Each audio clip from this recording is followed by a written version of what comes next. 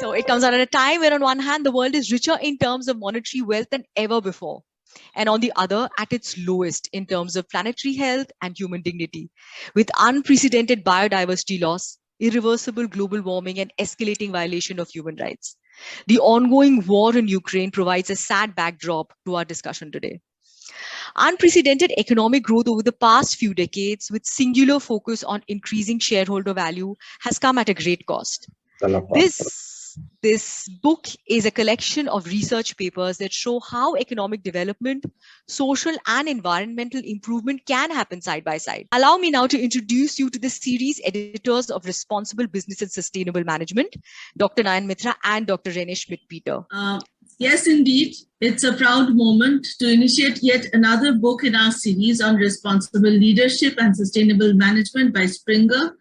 After the interest and success of the previous book on diversity and inclusion, emerging economic models for sustainable businesses, yes, yet another important collection. It shows how economic, social, and environmental improvement can happen side by side, as you just mentioned. All the chapters here are important, and so are each of our authors. It's a collection of 12 chapters. And if you look to the series Nayan and I started, this is exactly the idea of the series. I learned or I got to know Nayan already a couple of years ago when I was in India. We published 3 books on sustainability in rising economies, also about mandated CSR law in India. And I learned that India is offering quite a lot, has a long cultural heritage in positive thinking, innovation. I now feel very privileged to introduce our keynote speakers, Mr. Diwakar Gupta and Dr. Sasha Genders.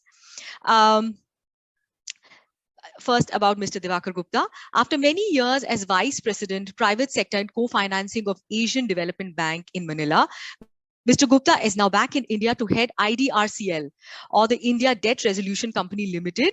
IDRCL is one of the 2 entities announced in Budget 2021 to set up India's bad bank. To read up more about that, it's a very interesting space that is a new one for India. His other current assignments are independent directorships with CRISIL Ratings Limited, Mahindra Holidays, and Mahindra Sustain, which is a solar engineering procurement and construction services company. And he's also, as part of the advisorship with True North, an India-focused Mumbai-based private equity fund. Over to you, Mr. Gupta, to share. We'd love to hear about your experience. From the beginning of civilization up to the 1800s, 1850, what was the definition of sustainability? I think Earth was Mother Earth, nature was bountiful, people were getting along their own lives, and renewal by nature took care of any resources that humankind may need. And life was going on as usual. And then came the Industrial Revolution. Industrial Revolution led to large companies, manufacturing, railways, whatever. They needed a lot of capital.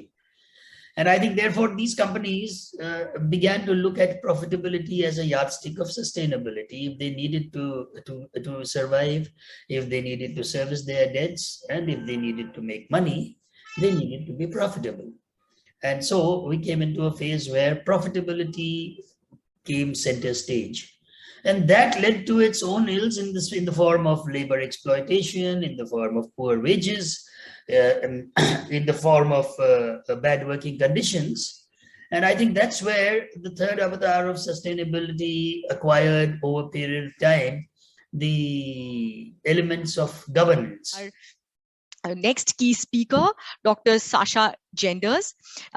He's presently Vice Executive Director, Chamber of Industry and Commerce, Würzburg, Schweinfurt.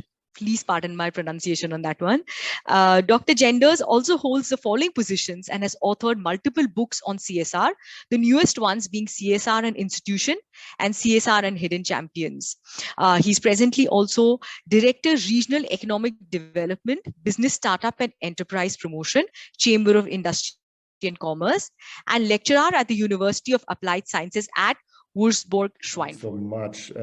My latest books on the little commercial part on the left side, it is CSR and institutions. It is about how maybe NGOs or chambers of commerce can help to achieve sustainability goals.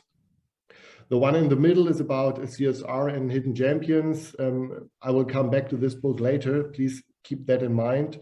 And the one on the right is about how greed can save us. It's a little bit provocative, the title, but I do believe that we need strong companies, and every company must have a business model that works in charge with sustainability goals. And though the title might be a little bit strange, but it's my goal to achieve a lot of readers with that title. I now hand over to Tejasvi to actually show the launch.